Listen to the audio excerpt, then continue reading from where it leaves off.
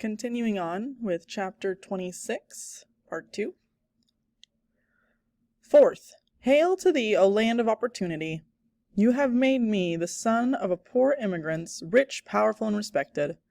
So take stock in America, my heirs, and sing in praise of this generous land. You too may strike it rich, who dares to play the Westing game. Fifth, sit down, Your Honor, and read the letter this brilliant young attorney will now hand over to you. Judge Ford, could you introduce as evidence the letter that brilliant young attorney handed over to you? It is just the usual certification of sanity, signed by Dr. Sykes, the judge replied as she removed the envelope from her files. But the letter was gone. The envelope now contained a receipt. Check received November 1st, $5,000. Check received November 15th, $5,000.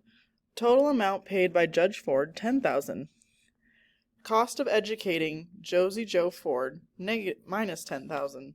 Amount owed to Sam Westing, $0. I'm afraid the original letter has been replaced by a personal message. It has no bearing on this case, and... Yes, please. A trembling Madame Hu stood before the judge. For to go to China, she said timidly, setting a scarf-tied bundle on the desk. Weeping softly, the thief shuffled back to her seat. The judge unknotted the scarf and let the flowered silk float down around the booty. Her father's railroad watch, a pearl necklace, cufflinks, a pin and earring set, a clock Grace Wexler's silver cross never did turn up. "My pearls!" Flora Baumbach exclaimed with delight. "Wherever did you find them, Madame Hu? I'm so grateful." Madame Hu did not understand why the round little lady was smiling at her. Cautiously, she peered through her fingers. Oh, the other people did not smile. They know she is bad, and Mr. Hu, his anger is drowned in shame. Perhaps stealing is not considered stealing in China, Sidel Pulaski said in a clumsy gesture of kindness. The judge rapped her gavel. Let us continue with the case at hand. Are you ready, counselor? Yes, Your Honor. In a minute. Turtle approached the frightened thief. Here, you can keep it. With a shaking hand, Madame Hu took the Mickey Mouse clock from Turtle and clutched the priceless treasure to her bosom. Thank you, good girl. Thank you, thank you. That's okay. The heirs were anxious for the trial to continue. They pitied the poor woman, but the scene was embarrassing. 1/2 hour to go. Turtle was so close to winning, she could feel it, taste it. But still the answer eluded her. Ladies and gentlemen, who was Sam Westing? She began. He was poor Windy Windicopple, the son of immigrants. He was rich Sam Westing, the head of a huge paper company. He was a happy man who played games. He was a sad man whose daughter killed herself. He was a lonely man who moved to a faraway island. He was a sick man who returned home to see his friends and relatives before he died. And he did die, but not when we thought he did. Sam Westing was still alive when the will was read. The judge rapped for order. Turtle continued. The obituary, probably phoned into the newspaper by Westing himself, mentioned 2 interesting facts. 1. Sam Westing was never seen after his car crash.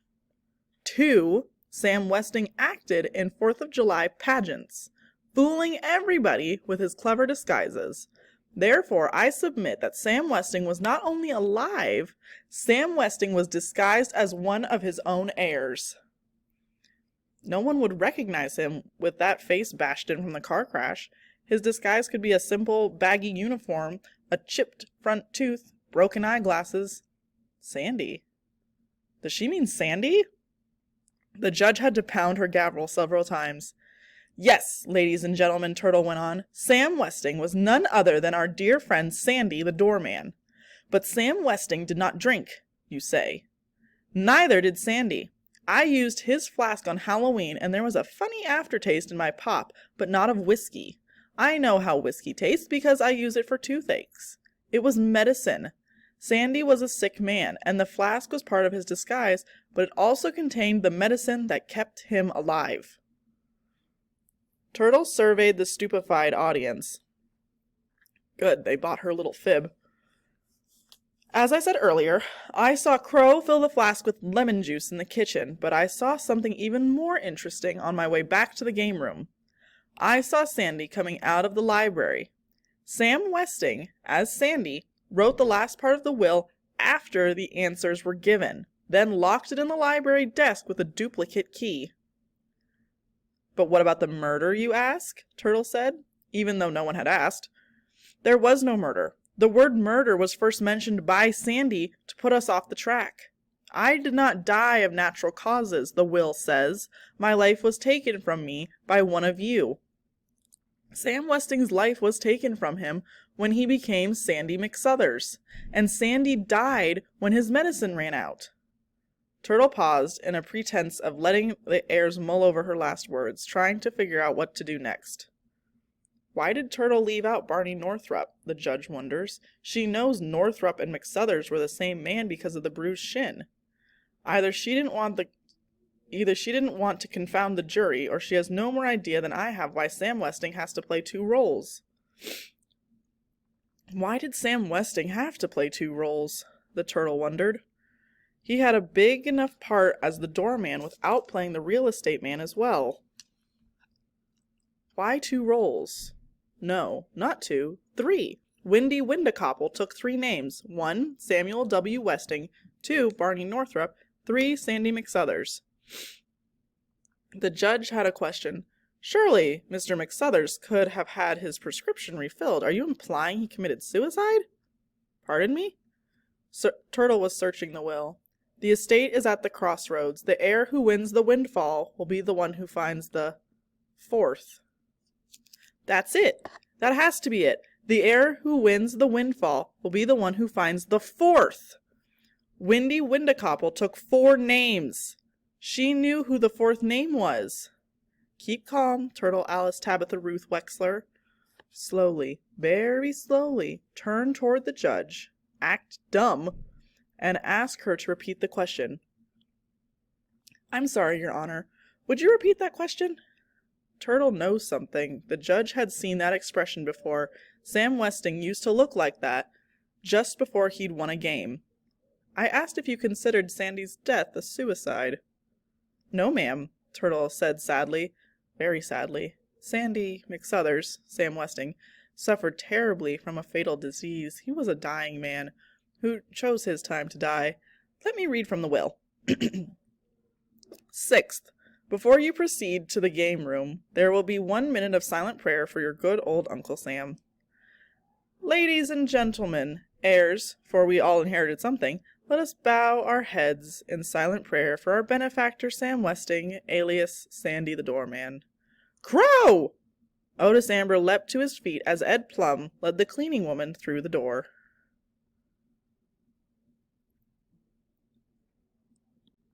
Chapter 27. Happy 4th. His aviator's helmet again flapping over his ears, Otis Amber danced up to his soup kitchen companion, flung his arms around that taut body and squeezed her tightly. Hey, Crow, old pal, old pal, old pal. They said I was innocent, Otis. They said I was innocent, she replied vaguely. Angela, too, wanted to hug her and welcome, but closeness was not possible for either of them. Instead, Angela offered a crooked smile. Crow nodded and lowered her eyes, only to raise them to Madam Who, clutching a Mickey Mouse clock. Things very good, Madam Who said, extending her free hand and shaking Crow's hand up and down. It was all a regrettable mistake, Ed Plum explained to the judge. Can you imagine that sheriff wanted to arrest me, not Crow, me, Edgar Jennings Plum. He wanted to arrest the attorney. Fortunately, the coroner determined that Mr. McSuthers died of a heart attack, as did Samuel W. Westing. Then Turtle's right, Theo said. There was no murder. The coroner was part of the plot. Ed Plum had no idea what Theo was talking about. Masking his ignorance with arrogance, he continued. I had my suspicions this entire affair, from the start. I came here for one reason only, to announce my resignation from all the matters regarding the Westing estate, with sincere apologies to all concerned. Wasn't there a last document? Judge Ford asked, knowing Sam Westing had to make his last move. Yes, but I no longer take legal interest. Please turn it over to the court. Baffled by the word court, the lawyer set the envelope on the desk and found his way out of Sunset Towers. Without once clearing her throat, Judge Ford proceeded to read the final page of the will of Samuel W. Westing. 17th. Goodbye, my heirs. Thanks for the fun and games. I can rest in peace knowing I was loved as your jolly doorman. 18th. I, Samuel W. Westing, otherwise known as Sandy McSuthers, and others, do hereby and bequeath all the property and possessions in my name as follows. To all of you, in equal shares, the deed to Sunset Towers, and to my former wife, Bertha Erica Crow, the $10,000 check forfeited on Table 1, and two $10,000 checks endorsed by J.J. Ford and Alexander McSuthers. 19th. The sun has set on your Uncle Sam. Happy birthday, Crow. And to all of my heirs, a very happy 4th of July. Judge Ford set down the document. That's it? That's it? What about the $200 million? The heirs wanted to know. We lost the game, the judge explained, staring at Turtle, her face a mask of sad, childlike innocence as she nestled once again in Flora Baumbach's arms. I think. Turtle rose and walked to the side window, seeking the Westing house, which stood invisible on the moon-clouded night. Hurry up, Uncle Sam, I can't keep this act up much longer. The candle must have burned through the last stripe by now. Behind her, the discontented heirs grumbled. He made fools of all of us. He played us like puppets. He was a good man. He was a vengeful man, a hateful man. Windacopple. He tricked us, the cheat. A madman, stark raving mad. Oh my, just listen to you, Flora Baumbach said. You each have $10,000 more than when you started with, and an apartment building to boot. The man is dead, so why not think the best? Boom, boom, boom! Happy 4th of July, Turtle shouted as the first rockets lit up the Westing house, lit up the sky.